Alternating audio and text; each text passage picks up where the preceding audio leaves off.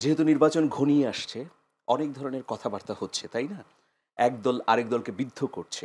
এগুলোকে আমি সাধারণত বলি যে ক্রিসপি টক বা কুড়মুড়ে আলোচনা। জি। হ্যাঁ? তো এখানে বিষয় হলো কি যে আমরা গণ-অভ্যুত্থানের পরে যেটা চেয়েছিলাম যে, যে আলোচনাগুলো শুনে মানুষ বিরক্ত না হবে। যেমন আমি বলি যে বয়ান তৈরি খুবই গুরুত্বপূর্ণ একটা ব্যাপার। বিএনপি তার গৌরবান্বিত প্রতিষ্ঠাতা শহীদ প্রেসিডেন্ট জিয়াউর রহমানের জীবনী তুলে ধরুক, তার অবদান তুলে ধরুক, বেগম খালেদা জিয়ার আপসহীন সংগ্রাম তুলে ধরুক, সেটাতে কিন্তু মানুষ উৎফুল্ল হয় বা মানুষ এটাকে চমৎকারভাবে গ্রহণ করে। কিন্তু এখানে সাম্প্রতিক সময়ে দেখছি যে বিএনপি এবং জামাতের মধ্যে প্রতিনিয়ত নানা ধরনের দ্বন্দ্ব সংঘাত তৈরি হচ্ছে। সেটাতে আবার সাধারণ মানুষ বিরক্ত হচ্ছে। আমি কেন বলছি বিরক্ত হচ্ছে?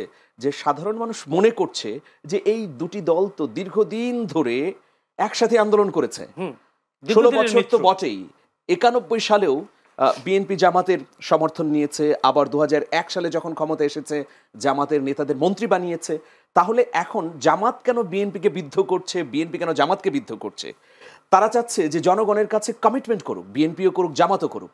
জামাত অহেতুক বিএনপিকে সমালোচনা না করুক, বিএনপি জামাতকে সমালোচনা না করুক, কারণ তারা একসঙ্গেই ছিল, দীর্ঘ সময় ফ্যাসিবাদের বিরুদ্ধে লড়াই করছে। এখন নিজস্ব স্বার্থ দলীয় দৃষ্টিভঙ্গির কারণে তারা যদি দ্বন্দ্ব সংঘাতে জড়িত হয়, এই যে এখন আবার রাজপথে আন্দোলন দেখছি, এই যে একটা আশঙ্কা দেখছি, হ্যাঁ, দুই পক্ষ অনড় হয়ে আছে, সেটা মানুষকে বিরক্ত করছে। আর যে ধর্মের প্রসঙ্গ বললেন, এই প্রসঙ্গগুলো আসবে নানাভাবে।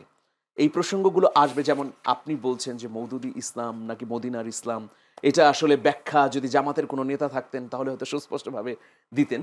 কিন্তু আমি মনে করি যে এখন যেহেতু হাতে আমাদের খুব কম সময়, নির্বাচন প্রায় চলে এসেছে, আমরা ২ মাসও সময় পাবো না।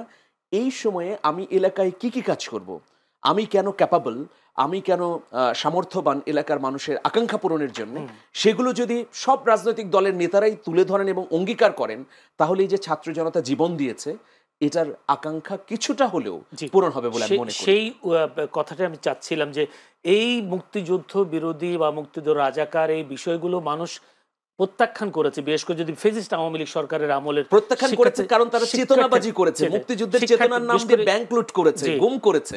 তো সেটা তো মানুষ গ্রহণ করবে না ওইভাবে। কিন্তু আপনি যদি জিয়াউর রহমানের মুক্তিযুদ্ধের গৌরবান্বিত ইতিহাস তুলে ধরেন, মানুষ আপ্লুত হবে, ইতিহাসে ফিরে যাবে। বেগম খালেদা জিয়ার এখানে কোনো দ্বিমত নেই, যিনি আপসহীন নেত্রী, হ্যাঁ, তার সংগ্রামের কথা কোনোদিনও পালায়নি।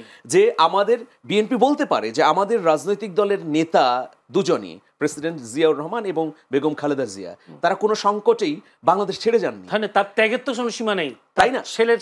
ছেলে তারই সামনে এটা তো অত্যন্ত গুরুত্বপূর্ণ বিষয় একটা রাজনৈতিক দলের যারা আইকন।